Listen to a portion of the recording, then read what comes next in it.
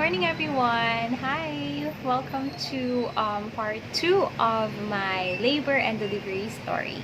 So, watching through my first video, a lot of memories started to come back, and I realized that there's so many things that I missed out, so many things that I would have wanted to share, but I forgot about it because when I filmed my first video, I was just doing it in the moment, and everything that I could remember, I was just saying it.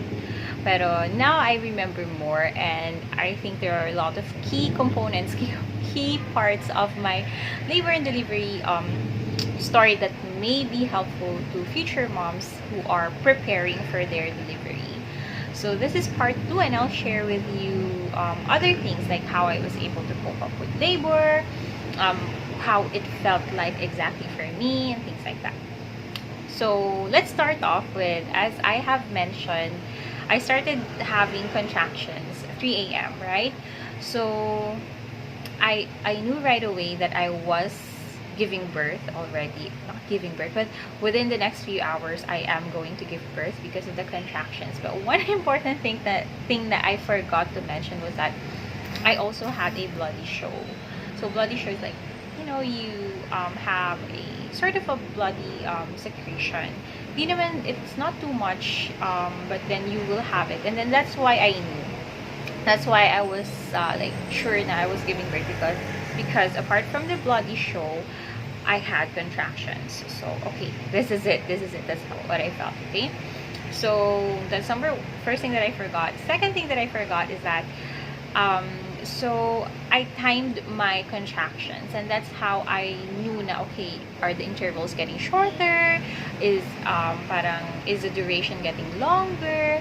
So I downloaded an app, and you'll find a lot of apps that will help you out. But then I think I searched for contractions timer.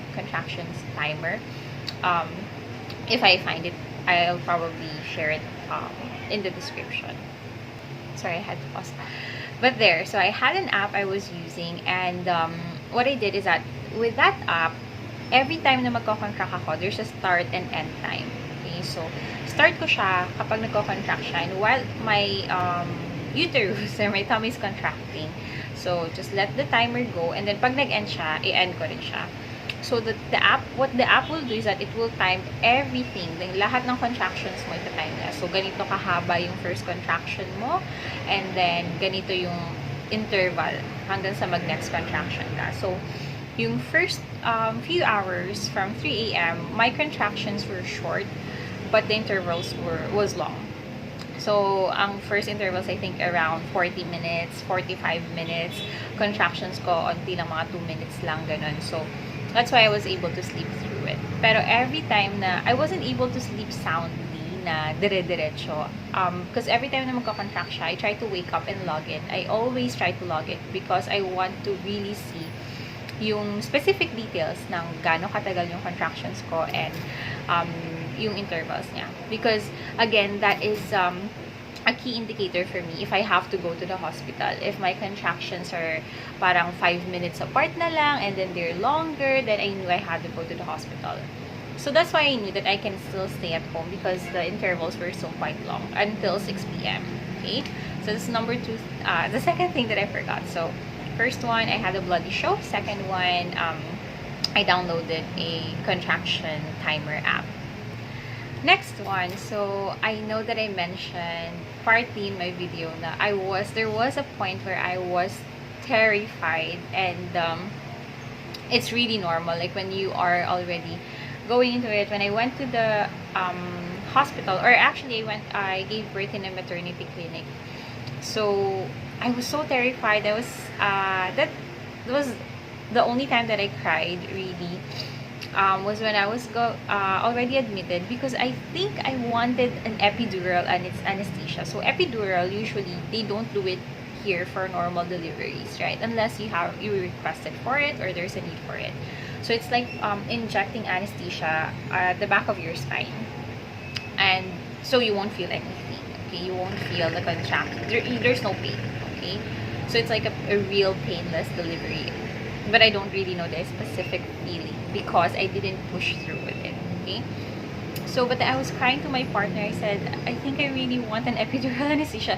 And I wasn't in pain. I really wasn't in pain. But then I was so afraid of the pain that was coming. I was afraid of the unknown. I was afraid na hindi ko kasi alam kung anong mangyayari. Hindi ko alam kung ano yung mararamdaman ko. Hindi ko alam kung sobrang sakit because based on the stories that I read, it's really painful. Based on the videos that I watch, it's really painful. So I wanted to be ready. I wanted to have an epidural anesthesia. And I was like, I made up my mind. I am going to have an epidural anesthesia. And then my partner, I mean, he tried to talk me out of it. Because one, there are, well, people are saying that there is a side effect to that, or it's really scary if it's like anesthesia, like in your spine, you know, what if someone makes a mistake, things like that. I mean, I know that there are a lot of pros who can do it perfectly, but then there's also that fear. And also there's like parang some people are saying that it could cause problems with your memory, so things like that. And another thing is that it is expensive. So if I was going to go for an epidural anesthesia, I will have to transfer to another hospital, which is like 40 minutes away from where we were, and it was just not the best decision. So at the end of the day, I did not push for it, and I'm very happy that I didn't, because I realized that, you know what, I didn't need it. But then that's just for me. If you think that you need it, if maybe my pain tolerance is higher, or if you really think that you need it, then ask your OB if the OB will recommend and go for it. Okay, but for me, I am so happy that I did not push through with it. So there's that. Now, going through the labor process, I was in my room, and then I mentioned that there was not really a lot of pain in my tummy, just back pain, and then the feeling of what was that? Constipation, the feeling of constipation. Some people will say, no, it's you make it sound like it's mild. Really, it's not mild. It's like the worst feeling of constipation that I've ever had. Gusto ko nang umire. Gusto ko nang, you know, gusto ko nang umire. Gusto ko nang mag-poop. Gusto ko nang ilabas kung ano man yung kailangan ko ilabas, but I cannot do it. You know, there were multiple times during my labor that I went to the comfort room. I was so afraid kasi parang I didn't want to, you know, push. I didn't want to poop because baka naman lumabas yung baby ko sa toilet, diba? So I didn't do it. But then there were multiple times that I went to the comfort room because there's really this extreme discomfort caused by the extreme feeling of constipation. And that's what was really hard for me in the labor process. Now, my labor process was not easy, although I'm saying na wala akong pain sa tummy because, you know, it was just contractions for me. But it was not easy because there's so much discomfort by the constipation and the feeling of constipation and the back pain, right?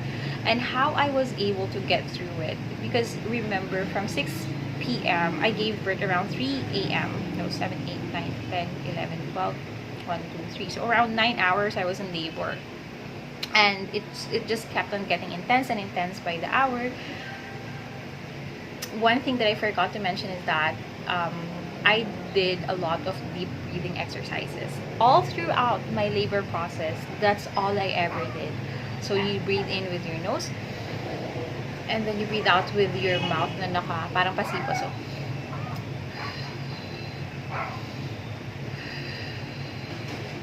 So make sure that when you're breathing out, mas matagal siya, mas mahaba. And it really helped me so much. Parang sometimes people would think na, ano ba yun, hihinga ka lang, paano naman matatanggal yung pain mo? But trust me, it really worked for me. Apart from, of course, my mom pushing on my back, but then just the breathing exercises, that's all I ever did. The entire labor, that's all I ever did. Deep breathing exercises. So one thing that I also missed out in my previous video. Fourth thing that I missed out in my previous video is an important advice from me, and something that I did as well, is that I didn't cry. So hindi ako umiyak. And when you watch a lot of videos on YouTube, or you watch videos or movies or things like that, you notice that the moms, they're crying, they're screaming, you know, they're screaming at their husband, Of course, if you feel like crying, go cry. But then my take on it is that I didn't want to cry. I didn't want to scream. I didn't want to waste my energy. So yun yung number one thing ko when I was going into labor. I wanted to save all of the energy that I have para when the time comes that I have to use it to push my baby, I have the energy. So if you can, I know it's an emotional thing for a mom to go through and for a woman to go through, but if you don't have to cry, if you don't have to waste your energy, if you don't have to if you can just relax and reserve your energy, then do that. So I didn't cry the entire time that I was in labor. I was in huge discomfort, huge pain in my back, but then I didn't cry because I just wanted to save up all of my energy. My mom was saying that you have to walk, and a lot of people are saying you have to walk, and if your OB says you have to, then go ahead. But I didn't even walk. I didn't walk because I didn't want to get tired. I just wanted to save up all of the energy that I have for when the time comes that I have to push. Okay. So another thing that that really helped me a lot when I was in labor was that I was thinking to my head an acronym, and an acronym was TINN. TINN. So whenever I feel na there are contractions or there's pain, I remember this acronym. So T stands for temporary. So I always remember everything that I'm feeling now, it's temporary. It's not going to be forever, right? Temporary lang to. Hindi siya yung buong buhay ko iindahin. It's just because I'm giving birth. So T, I always think to myself, this is temporary. This is temporary. Okay. E, I is that it is inevitable. Inevitable. You have to go through it. There's no other way. You have to go through it. You have to experience it because you're delivering your baby, right? So it's inevitable. It will happen. It's bound to happen. So you just deal with it, right? So I was thinking to myself, okay, this is temporary. It is inevitable, and it is needed. It's needed. Whenever you feel that there's pain or there's contractions or this discomfort, it is needed for my baby to come out. Every time that you feel contractions, sometimes we think of ourselves, right? We think, oh my gosh, I'm not in a good position, I don't feel good. But then always remember that whatever is happening in your body, it is happening because your baby has to come out. Your uterus is pushing your baby para lumabas siya. It's a normal thing for your body to do. So your body is helping you out to push your baby. So it is needed in the situation where you are giving birth. And I try to remember the other end. I remember that it's normal. It's normal for a woman to go through the process. You're not experiencing anything na out of the norm, right? So, normal lang to. Ito talaga yung I have to be here. I have to experience this. I have to go through it. And I will eventually go through it. So, I always try to remember that acronym in my mind. TINN, TIN. It's temporary. It's inevitable. It's normal. And it's needed. Okay? So I always think about that because when you are in pain, and really, I think for everyone, when you're in pain, you really have the tendency to think of yourself, oh my gosh, I'm in pain, I'm suffering, right?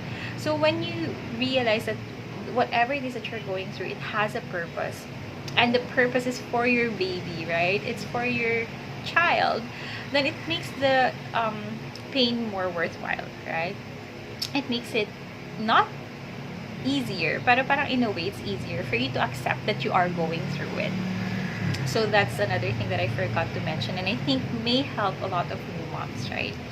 So going into labor, sometimes you feel it's like it's forever. It's taking forever. It's like the longest hours of your life, but really it's like it's temporary, so it will end soon. I kept on thinking to myself, oh my gosh, this will end soon, this will end soon, and at the end of it, you will see your baby, and that's the best thing that will ever happen to you. A lot of moms usually say, before I got pregnant and before I became a mom, I hear it all the time. Moms will say, my child is the best thing that ever happened to me. And I just, I understand and I appreciate them saying that, but it just didn't connect with me. But now that I have my daughter, it's really like, oh my gosh, yes, she is the best thing that ever happened to me, and she really gave me a purpose. Like, everything that I do, every single thing, even the smallest decision that I have, I think of her. And oh my gosh, I'm getting so I'm getting emotional because, it's just something that you don't realize until you are already in the position, okay, I have a daughter. And from the time that you give birth to your daughter, your whole mindset changed and your whole world changed. And like, all your life you'd realize the things that I was doing for myself, parang wala lang, nabura lahat. So now I have someone to live for, and really that's the beauty of pregnancy. And that's why I'm sharing this with you. We go through fear of pregnancy, and we go through fear of labor, and it is a beautiful thing. It is something na,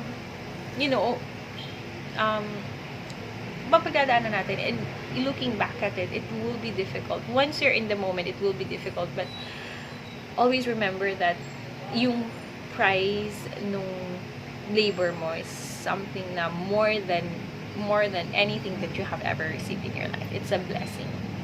So there's that. I hope I didn't forget anything else, because if I did, I just don't want to do a third video like of just the things that I forgot. But if you have questions, if you are curious about anything about labor and delivery, let me know, and I'll be so happy to help. So there's my video for the day. Thank you for watching, and I hope that I get to film more videos next time. Bye!